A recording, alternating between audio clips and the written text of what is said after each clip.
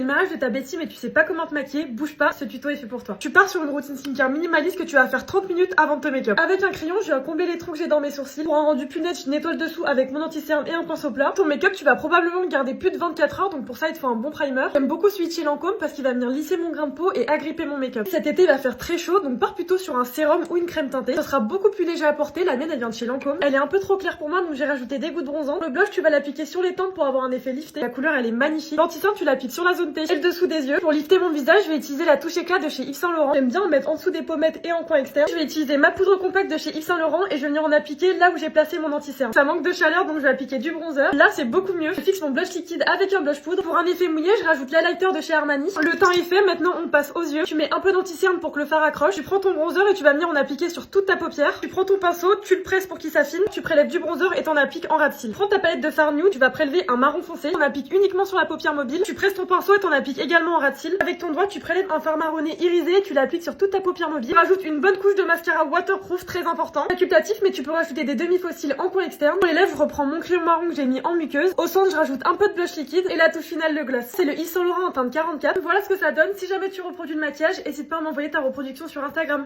Bisous!